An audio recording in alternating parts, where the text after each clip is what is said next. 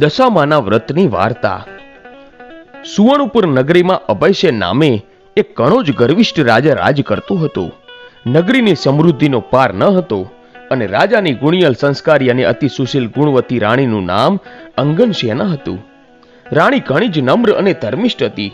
એ ઘણીવાર રાજાને અહંકાર ન કરવા સમજાવતી, પણ રાજા એની વાત કદી ન સાંભળતો. હવે એક દિવસ રાજમહેલના ઝરૂખે બેઠેલી રાણી નદીના કિનારે સ્ત્રીઓને વ્રત કરતી જોઈ અને તેથી રાણીએ એની દાસીને આજ્ઞા આપી કે નદીના કિનારે સોળે શણગાર સજીને ટોળે વળેલી સ્ત્રીઓ શું કરે છે એ જાણી લાવ. એટલે દાસી દોડતી દોડતી સ્ત્રીઓ પાસે ગઈ અને પૂછવા લાગી કે તમે બધા શું કરો છો? ત્યારે એક સ્ત્રીએ જવાબ આપતા કહ્યું કે અમે દશામાનું વ્રત કરીએ છીએ. આ વ્રતની વિધિ એવી છે કે સૂતરના 10 તાર લઈ 10 ગાંઠ વાળવી અને ગાંઠે ગાંઠે કંકુના ચાંદલા કરવા અને ત્યારબાદ સ્ત્રીએ વ્રત ક્યારે કરવું અને કેવી રીતે કરવું એ બધું જણાવ્યું. એટલે દાસીએ મહેલમાં આવીને રાણીને બધી વાત કરી. એટલે ધાર્મિક સ્વભાવની રાણીને પણ આ વ્રત કરવાની ઈચ્છા થઈ અને મનથી વ્રત કરવાનું એને નક્કી કર્યું. અને પછી એને રાજાને વાત કરી કે હું દશામાનું વ્રત કરું. ત્યારે અહંકારી રાજાએ ના પાડી દીધી અને કહ્યું કે આ વ્રત તો ગરીબ મૂર્ખા માટે છે. અરે તારે તો ઘણી સાહેબી છે, ધન દોલત, નોકર ચાકર, બાગ બગીચા, રાજપાટ બધું છે, માટે આ વ્રત કરવાનું છોડી દે. અને રાજાના અભિમાન ભર્યા વચનને કારણે રાણીનું દિલ દુભાયું. એ જાણતી હતી કે ગમે તેવી સમજાવટ છતાં આ અભિમાની રાજા એકનો બે નથી થવાનો.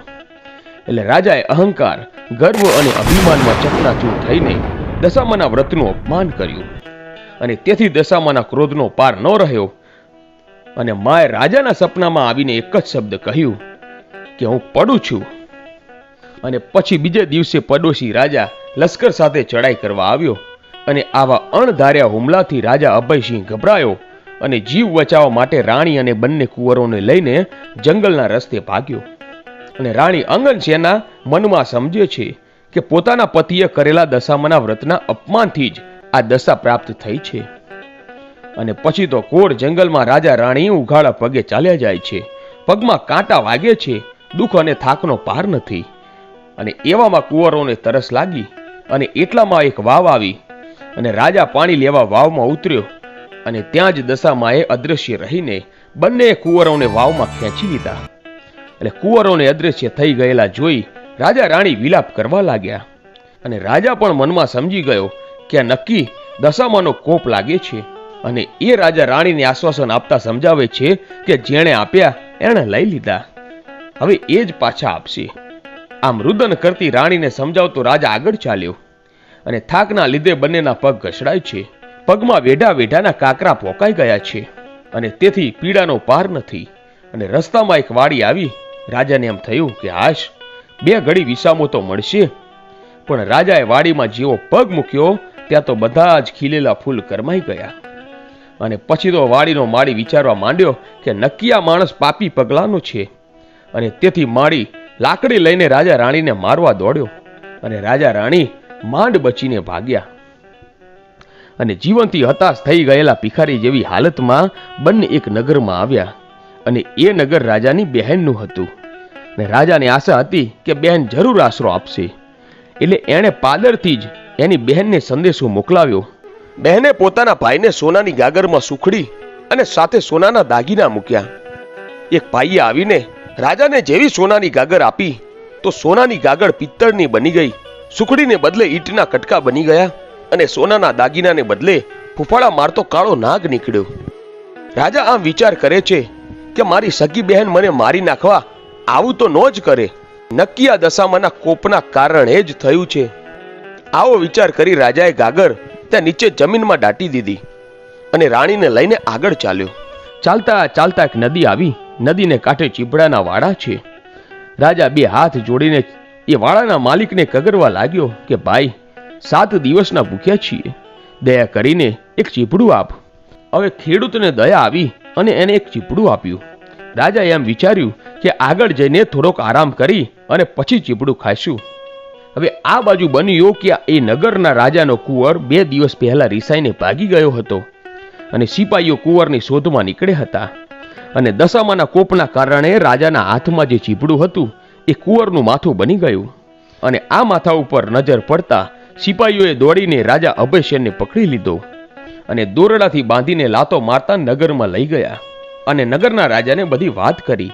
રાજાએ પોતાના કુંવરની હત્યા બદલ અભયસેનને કાળી કોટડીનો હુકમ આપી બંદીખાનામાં નાખી દીધો અને રાજા વકરવાકે કેદ થયો.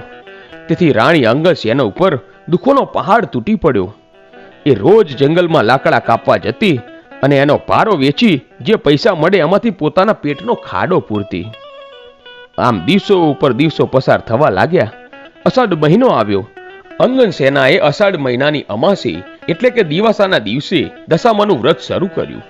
દશામાના વ્રતના 10 દિવસ નકોડા ઉપવાસ કર્યા અને દશામાની ભક્તિ કરી. પછી રાણી અંગદસેનાની અપાર ભક્તિ જોઈ દશામાનો કોપ શમી ગયો. માએ રાણીને આશીર્વાદ આપતા કહ્યું, કાલે તારો પતિ પાછો મળી જશે.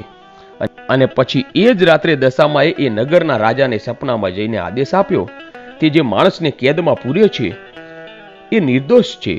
તારો કુંવર તો એના મોસાળમાં લીલા લહેર કરે છે. સવારે પાછો આવી જશે. અને સવાર પડતા દશામાની કૃપાથી કુંવર પાછો આવી ગયો અને રાજાએ જાતે જઈને અભયસેનને બંદીખાનામાંથી મુક્ત કરી ક્ષમા માંગી અને એટલું જ નહીં, ખૂબ ધન પણ આપ્યું. અને પછી રાજા રાણી રથમાં બેસીને સુવર્ણ ઉપર આવવા નીકળી પડ્યા અને રસ્તામાં બહેનનું નગર આવ્યું અને રાજાએ પેલી ગાગર જમીનમાંથી બહાર કાઢી તો એ ગાગર સોનાની હતી અને ગાગરમાં સોનાના દાગીના અને સુખડી હતી. અને એટલામાં બહેન પણ આવી અને આગ્રહ કરીને ભાઈ ભાભીને ઘરે લઈ ગઈ. 2 દિવસ રોકાઈને રાજા રાણી આગળ ચાલ્યા. રસ્તામાં વાવ આવી અને જોયું તો વાવના કાંઠે દશામાં વૃદ્ધ ડોશીનું રૂપ ધારણ કરીને ઊભા હતા અને બંને કુંવરો એમની આંગળી પકડીને ઊભા છે. રાજા રાણી તરત માતાજીને ઓળખી ગયા અને લાકડી પડે આમ પગમાં પડ્યા અને દશામાએ અસલ સ્વરૂપમાં આવીને દર્શન આપતા કહ્યું કે હે રાજા, તે અભિમાન આણીને મારા વ્રતનું અપમાન કર્યું હતું અને તેથી તારા ઉપર હું કોપાયમાન થઈ હતી. પણ હવે તારો ગર્વ ગળી ગયો છે અને વળી તારી રાણીએ ભાવથી મારું વ્રત કર્યું છે, તેથી હું પ્રસન્ન થઈ છું. તારું રાજ તને પાછું મળી જશે.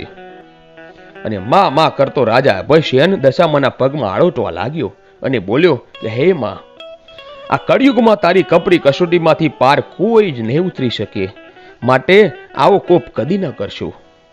અને દશામાં ત્યારે મીઠું મધુર હાસ્ય વિરતા બોલ્યા કે તારી વાત કબૂલ કરું છું. કળિયુગમાં જે પણ મારી કથા સાંભળશે કે સંભળાવશે એની દશા હંમેશને માટે સારી રહેશે અને આ મારા આશીર્વાદ છે. અને આમ કહી દશામાં અદૃશ્ય થઈ ગયા. રાજા રાણી બંને કુંવરોને સાથે લઈ રાજ્યમાં આવ્યા અને અભયસેનના સેનાપતિએ પડોશી રાજાને હરાવીને રાજ પાછું મેળવેલું. પછી તો રાજા રાણી આનંદપૂર્વક દિવસો પસાર કરવા લાગ્યા. હે દશામાં, જેવા રાજા રાણીને ફળ્યા એમ વ્રત કરનાર સર્વને ફળજો. જય દશામાં.